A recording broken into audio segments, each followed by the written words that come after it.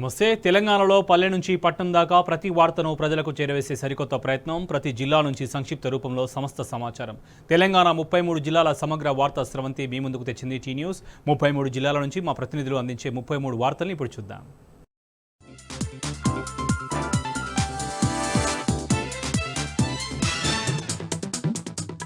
ఉమ్మడి ఖమ్మం జిల్లాకు సంబంధించినటువంటి నేటి ప్రధాన వార్తలకు గమనించినట్లయితే ఖమ్మం మున్నేరు వరద ప్రభావిత ప్రాంతాలలో ఇప్పటి వరకు కూడా దాదాపు ఇంకా 1000-1500 మందికి పైగా బాధితులకు పరిహారం అందినటువంటి పరిస్థితి కనిపిస్తుంది. రెండో దఫా తమను గుర్తించలేదనేటువంటి డిమాండ్ చేస్తూ చాలామంది మున్సిపల్ కార్పొరేషన్ కార్యాలయాలు ఇచ్చినటువంటి దరఖాస్తులు ఏమైనాయో కూడా ఇప్పటి వరకు తెలియలేదు. వాటి మీద రెండోసారి సర్వే చేయలేదు. ఎవరైతే వరద బాధితులు ఉన్నారో వారిని గుర్తించేటువంటి ప్రక్రియను కూడా అధికారులు చేపట్టడం పోవడంతో వేల మంది వరద బాధితులకు ఇంకా ప్రభుత్వ సాయం అందకుండా పోయింది. జాతిపిత మహాత్మా గాంధీ జయంతిని పురస్కరించుకొని బీఆర్ఎస్ పార్టీ జిల్లా కార్యాలయంలో ఆయన చిత్రపటానికి అంజలి ఘటించారు. పూలమాల వేసినటువంటి మాజీ MLA Sandra Venkataveeraiah, BRS senior నాయకులు ఆర్జేసి కృష్ణ, బచ్చు విజయ్ కుమార్ సహా చాలామంది నాయకులు హాజరయ్యి గాంధీ గారి చేసినటువంటి పోరాట కృషిని కీర్తించారు. అట్లాగే స్వతంత్రం సాధించినటువంటి క్రమంలో గాంధీ గారు చేసినటువంటి సేవలను వారంతా కొనియాడారు. మరోపక్క భద్రాద్రి కొత్తగూడెం జిల్లా వ్యాప్తంగా ఇసుక రవాణా యథేచ్ఛగా కొనసాగుతుంది. అక్రమంగా ఇసుక తోలకాలు జరుపుతూనే ఉన్నారు. మంత్రులు అట్లాగే జిల్లా అధికారుల అండతో యథేచ్ఛగా ఈ రవాణా సాగుతున్నట్టుగా అధికారులు గుర్తించినప్పటికీ చర్యలు మాత్రం నామమాత్రంగా తీసుకుంటున్నారు. రోజుకు 1-2 లారీలు పట్టుబడుతున్నప్పటికీ కూడా పూర్తిస్థాయి చర్యలు తీసుకోవడంలో మాత్రం ఎందుకో మీనమేషాలు లెక్కిస్తున్నారనేటువంటి అనుమానాలు వ్యక్తమవుతున్నాయి. జిల్లా వ్యాప్తంగా కూడా పెద్ద ఎత్తున ఇసుక ర్యాంపుల నుంచి బిల్లులు లేకుండా అట్లాగే పక్క జిల్లాలు పక్క రాష్ట్రాలలో లోడ్ అయినటువంటి ఇసుక బండ్లను కూడా భద్రాద్రి కొత్తగూడెం జిల్లా మీదుగా బయటికి తీసుకెళ్తున్నారు. మరోపక్క నెల రోజులు దాటిపోయినప్పటికీ కూడా రైతులకు ఇప్పటివరకు పంట నష్టపరిహారం చెల్లించకుండా ఈ ప్రభుత్వం మీనమేషాలు లెక్కిస్తుంది. 27,900 ఎకరాలలో పంట నష్టం జరిగిందని గుర్తించినటువంటి అధికారులు ఇప్పటి వరకు ₹1 కూడా వారి ఖాతాలో జమ చేయలేదు. 27,208 మంది రైతుల అకౌంట్లకు సంబంధించినటువంటి వివరాలు సేకరించినప్పటికీ నెల రోజులు గడిచిపోతున్నప్పటికీ ఒక్కరి అకౌంట్లో కూడా ₹1 జమ చేయలేదని రైతులు ఆందోళన వ్యక్తం చేస్తున్నారు. దాదాపు నెల గడిచిపోయింది. పండుగ సీజన్ కూడా దగ్గరకు వచ్చింది. రేపు మాపు దసరా సంబరాలు కూడా మొదలైనటువంటి నేపథ్యంలో ఇప్పటి వరకు ₹1 కూడా రైతుల ఖాతాల్లో పడలేదని రైతులు ఆందోళన వ్యక్తం చేస్తున్నారు.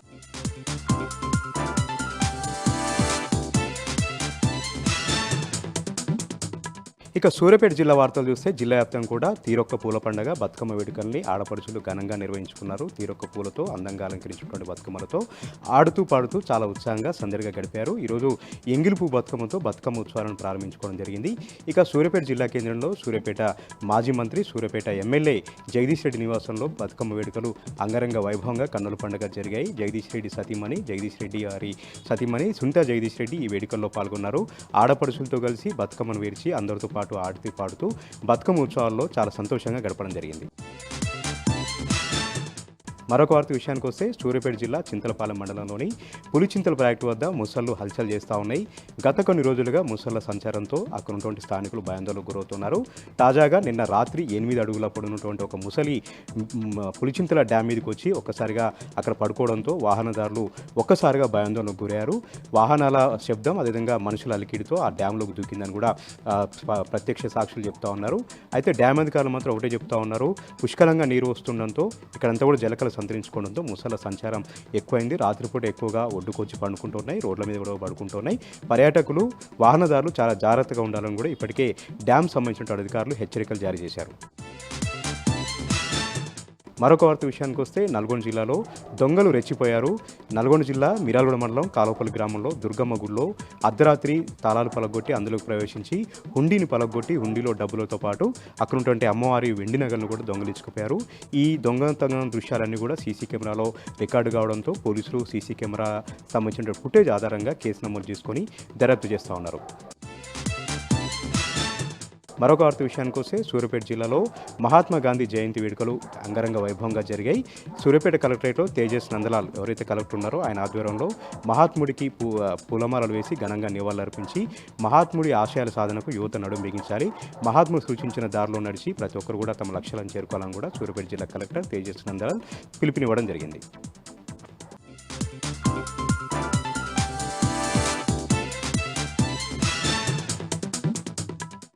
పెద్దపల్లి జిల్లాకు సంబంధించి ఈరోజు ప్రధాన వార్తలు చూసుకున్నట్లయితే పెద్దపల్లి జిల్లా వ్యాప్తంగా కూడా గాంధీ జయంతి వేడుకలు అయితే ఘనంగా కొనసాగాయి. ప్రతి వాడవాడన, ప్రతి ప్రధాన చౌరస్తా, ప్రతి ప్రధాన కూడలి వద్ద, అలాగే ప్రభుత్వ ప్రైవేటు కార్యాలయాల్లో గాంధీ జయంతి వేడుకలు అయితే ఘనంగా కొనసాగాయి. జిల్లా కేంద్రంలో ఉన్నటువంటి జిల్లా కలెక్టరేట్ ప్రాంగణంలో కలెక్టర్ కోయ శ్రీహర్ష ఆధ్వర్యంలో గాంధీ జయంతి వేడుకలు ఘనంగా కొనసాగాయి. అలాగే రామగుండం పోలీస్ కమిషనరేట్ ప్రాంగణంలో కూడా సిపి శ్రీనివాసుల ఆధ్వర్యంలో గాంధీ జయంతి వేడుకలు అయితే ఘనంగా కొనసాగాయి. గాంధీ విగ్రహాలకు అలాగే గాంధీ చిత్రపటాలకు పూలమాల వేసి నివాళులర్పించారు. ఈ సందర్భంగా కలెక్టర్ అలాగే సిపి మాట్లాడుతూ కూడా సత్యం, న్యాయం, ధర్మం, అహింసా మార్గంలో భారతదేశానికి స్వాతంత్రం తెచ్చినటువంటి మహానుభావుడు గాంధీ అంటూ కూడా వారు వ్యాఖ్యానించారు.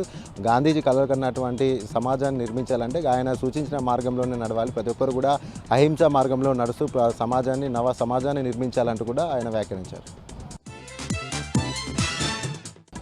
బీఆర్ఎస్ ప్రభుత్వంలో నిధులు కేటాయించబడినటువంటి పనులు పూర్తిగాక ప్రజలు అనేక ఇబ్బంది పడుతున్నారు. బీఆర్ఎస్ ప్రభుత్వంలో నిధులు మంజూరైనప్పటికీ కూడా కాంగ్రెస్ ప్రభుత్వంలో పనులు అయితే పూర్తి స్థాయిలో కాకపోవడంతో ప్రజలు చాలా సమస్యలకు గురవుతున్నటువంటి పరిస్థితి. పెద్దపల్లి జిల్లా సుల్తానాబాద్కి సంబంధించినటువంటి సుల్తానాబాద్ పట్టణంలో ఉన్నటువంటి తెలంగాణ చౌక్ నుండి సుల్తానాబాద్ రైల్వే స్టేషన్ వరకు కూడా ఉన్నటువంటి రోడ్ అంతా కూడా చాలా గుంతలమయంగా మారింది. దీంతో నిత్యం వచ్చేటువంటి పెద్ద ఎత్తున సుల్తానాబాద్ నుండి జమ్మికుంట వెళ్ళేటువంటి వాహనాలన్నీ కూడా ఈ రహదారి ప్రధానమైంది కాబట్టి ఈ రహదారి అంతా కూడా పూర్తిగా రాళ్లు తేలి గుంతలమయం కావడంతో వాహనదారులు అలాగే స్థానిక ప్రజలంతా కూడా దుమ్ము ధూళితో పాటు ఈ గుంతలతో కూడా ఇబ్బంది పడుతున్న పరిస్థితి. బీఆర్ఎస్ పాలనలోనే బీఆర్ఎస్ ప్రభుత్వం 2 కోట్ల నిధులు మంజూరు చేసినప్పటికీ కూడా కాంగ్రెస్ ప్రభుత్వం ఈ 9 నెలల్లో ఇంతవరకు కూడా పూర్తి చేయకపోవడంతో స్థానికులైతే కూడా కాంగ్రెస్ ప్రభుత్వం పైన ఆవేదన వ్యక్తం చేస్తున్నటువంటి పరిస్థితి.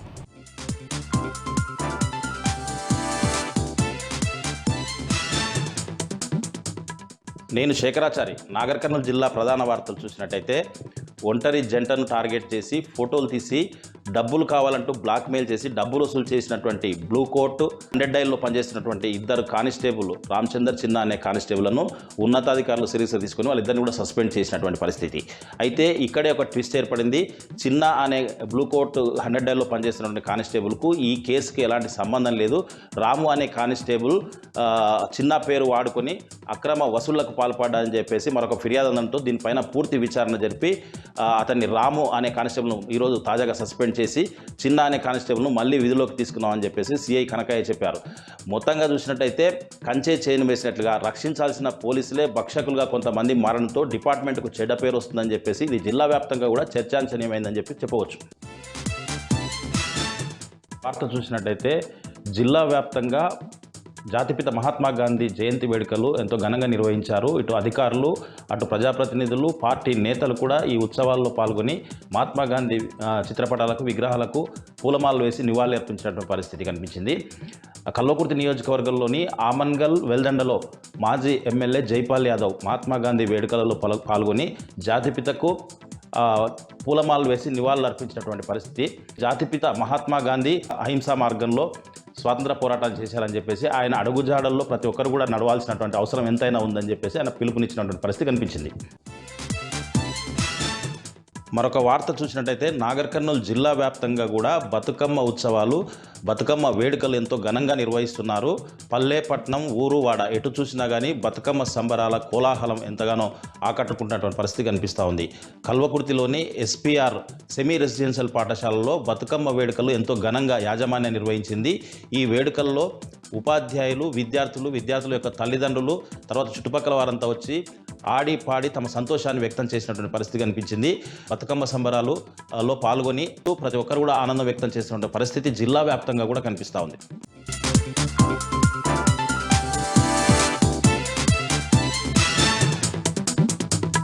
జగిత్యాల జిల్లా నుంచి నేను సందీప్ రావు. జగిత్యాల జిల్లాలో ఇవాళ ప్రధాన వార్తలు ఒకసారి పరిశీలిస్తే మేడిపల్లి మండలం వల్లంపల్లి గ్రామంలోని అంగన్వాడీ సెంటర్లో మొత్తము కుళ్ళిన కోడిగుడ్లు మొత్తానికైతే వినియోగదారులకు చేరింది. ఎందుకంటే బాలింతలకు ఇచ్చేటువంటి ఈ కోడిగుడ్లు, అలాగే అంగన్వాడీ సెంటర్లో పిల్లలకు అందించేటువంటి ఈ పౌష్టికాహారంలో ఉండేటువంటి ఈ కోడిగుడ్లు మొత్తం కూడా కుళ్ళిపోవడంతో వారంతా గ్రామానికి సంబంధించినటువంటి వారంతా కూడా ఆందోళన వ్యక్తం చేస్తూ ఆ అంగన్వాడీ సెంటర్కి వెళ్ళగా అక్కడ మొత్తంగా కుళ్ళిన కోడిగుడ్లు, ఆ కోడిగుడ్లలో కూడా పురుగులు లభ్యం అవ్వడము వారిని ఆందోళనకు గురి చేసింది. దాంతో అక్కడ తనిఖీ చేస్తుండగా ఈ పేరెంట్స్ అంతా కూడా అసలు ఈ అంగన్వాడీ సెంటర్లో ఏం జరుగుతుందని పరిశీలించగా అక్కడ ఎలుకలతో కూడినటువంటి ఎలుకలు పిల్లలు చేసినటువంటి పరిస్థితి అక్కడ కనిపించడంతో మరింత భయాందోళనకు లోనయ్యి వెంటనే ఆ పిల్లలంతా కూడా స్కూల్ నుంచి ఆ అంగన్వాడీ సెంటర్ నుంచి కూడా బయటకు పంపించి వేశారు.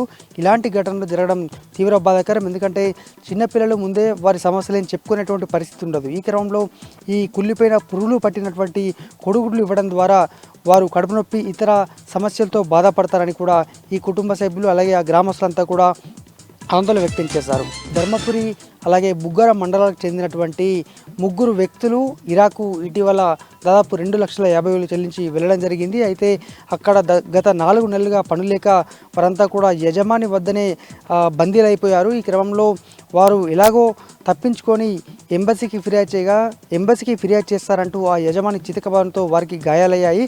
4 నెలలుగా పూర్తి స్థాయిలో తమకు భోజనం పెట్టట్లేదు, అలాగే ఇండియాకు వచ్చేటువంటి పరిస్థితి లేకుండా ఆయన చేయడం జరిగింది. పాస్పోర్టు ఆయన చేతిలో ఉన్నాయి, తక్షణమే తమను విడిపించాలంటూ ధర్మపురి అలాగే బుగ్గారంకు చెందినటువంటి ఈ వ్యక్తులంతా కూడా వాట్సాప్ ద్వారా వీరంతా కూడా డిమాండ్ చేయడం జరిగింది. రైతుల నిరసనలు కొనసాగుతున్న విషయం మనకు తెలిసిందే. ఇప్పటికే ఒక విడత జగిత్యాల జిల్లాలో రైతులంతా కూడా పూర్తి స్థాయిలో ప్రతి మండలంలో ధర్నా కొనసాగించారు. ఈ క్రమంలో ఈ నెల 4వ తేదీన అక్టోబర్ 4న భారీ ఎత్తున జిల్లా వ్యాప్తంగా రైతులంతా కూడా చలో కలెక్టరేట్ చలో రైతు రణబేరికి పిలుపునిచ్చారు. ఎందుకంటే పూర్తి స్థాయిలో 2 లక్షల రుణమాఫీ చేయాలి, అలాగే రైతులకు ఇస్తామన్నటువంటి బోనస్ సన్నవడ్లకే కాకుండా అన్ని రకాల వడ్లకు కూడా బోనస్ ఇవ్వాలి అని వాళ్ళు ప్రధానమైనటువంటి డిమాండ్ చేస్తున్నారు. అలాగే సిల్లీ రీజన్స్ తోటి మొత్తంగా రైతు రుణమాఫీని ఆపుతున్నారు. ఇదంతా కూడా సిల్లీ రీజన్స్ అంటూ ఇప్పుడు ఉన్నటువంటి రైతు ఐక్యవేదిక నాయకులు అయితే పేర్కొంటున్నారు. మొత్తంగా ఖచ్చితంగా 4వ తేదీన జగిత్యాల జైత్య యాత్ర అన్న విధంగా తామంతా కూడా కలెక్టరేట్ ముట్టడించి తమ నిరసన గవర్నమెంట్కు రేవంత్ సర్కార్కు తెలిసే విధంగా చేస్తామంటూ కూడా వాళ్ళు ఇవాళ ప్రెస్ మీట్ నిర్వహించడం జరిగింది. ఇప్పటికే మండలాల వారీగా ప్రతి గ్రామంలో తిరుగుతూ ఇంటికొక రైతు ఖచ్చితంగా ఆ కలెక్టరేట్కు తరలి రావాలని ఈ సందర్భంగా సూచించారు. ఇవి జగిత్యాల జిల్లాలో ఇవాళ ఉన్నటువంటి ప్రధాన వార్తలు.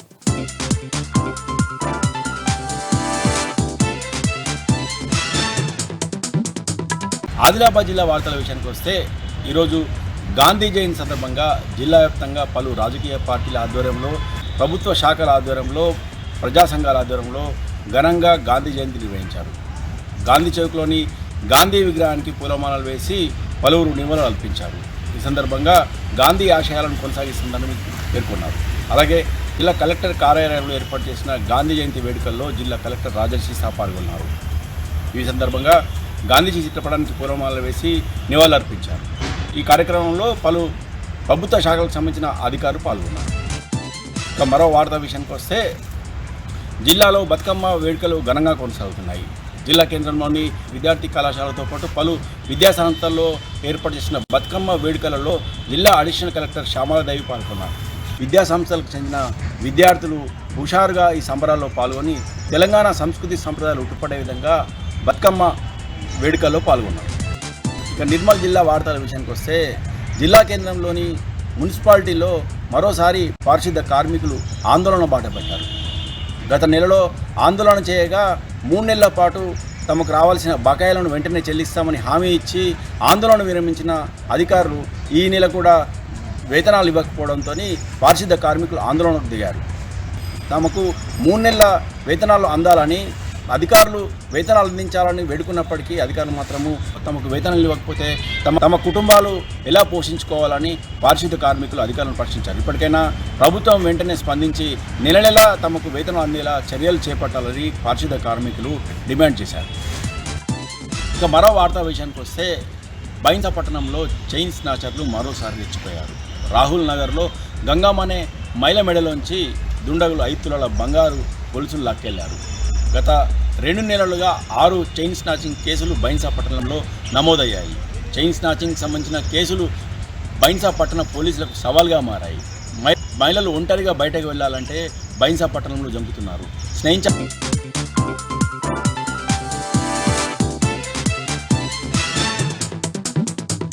ఉమ్మడి మెదక్ జిల్లాలో ఈరోజు ప్రధాన వార్తలు ఈ విధంగా ఉన్నాయి. కాంగ్రెస్ పార్టీ నాయకుడు మైనంపల్లి హనుమంతరావు కేటీఆర్ హరీష్ రావుపై చేసినటువంటి అనుచిత వ్యాఖ్యలకు నిరసనగా బీఆర్ఎస్ పార్టీ నాయకులు పెద్ద ఎత్తున ఆందోళన వ్యక్తం చేశారు. ముఖ్యంగా సిద్దిపేటలో ప్రెస్ మీట్ నిర్వహించి మైనంపల్లి వ్యాఖ్యలను తీవ్రంగా ఖండించారు. అట్లాగే తోటలో కూడా బీఆర్ఎస్ పార్టీ నాయకులు తీవ్రంగా ఖండించారు. అదేవిధంగా బీఆర్ఎస్ పార్టీ నాయకులు సిపి కార్యాలయానికి వెళ్ళి ఫిర్యాదు చేశారు. మైనంపల్లి హనుమంతరావుపై చట్టరీత్యా చర్యలు తీసుకోవాలని చెప్పి వాళ్ళు ఫిర్యాదు చేశారు. అదేవిధంగా తోట పోలీస్ స్టేషన్లో కూడా స్థానిక బీఆర్ఎస్ నాయకులు మైనంపల్లి హనుమంతరావుపై ఫిర్యాదు చేసి అతనిపై కేసు నమోదు చేయాలని చెప్పి డిమాండ్ చేశారు. ఇక ఉమ్మడి జిల్లా వ్యాప్తంగా గాంధీ జయంతి వేడుకలు ఘనంగా జరిగాయి. వివిధ ప్రాంతాల్లో ఈ సందర్భంగా ప్రత్యేకమైన కార్యక్రమాలు నిర్వహించారు. ఇక మరో ముఖ్యమైన వార్త సిద్దిపేట జిల్లా నుంచి అన్ని ఉమ్మడి మెదక్ జిల్లాలో మొత్తంగా ఈరోజు తెలంగాణ సంస్కృతికి ప్రతిబింబమైనటువంటి బతుకమ్మ పండుగ వేడుకలు పెద్ద ఎత్తున ప్రారంభమయ్యాయి. ఈ సందర్భంగా ఎంగిలి పూల బతుకమ్మను ఈరోజు మహిళలంతా కూడా పెద్ద ఎత్తున పేర్చి ఆటపాటలతో కార్యక్రమాన్ని ప్రారంభించుకున్నారు. ఆనందోత్సాహాల మధ్య ఈరోజు పండుగ వేడుకలు జరిగాయి. ఇక దుబ్బాకలో మాజీ ఎమ్మెల్యే సోలిపేట రామలింగారెడ్డి, దివంగత ఎమ్మెల్యే సోలిపేట రామలింగారెడ్డి జన్మదిన వేడుకల్ని అక్కడి బీఆర్ఎస్ పార్టీ నాయకులు ఘనంగా నిర్వహించారు. ఆయన విగ్రహానికి పూలమాల వేసి నివాళులర్పించినటువంటి పరిస్థితి అక్కడ కొనసాగింది.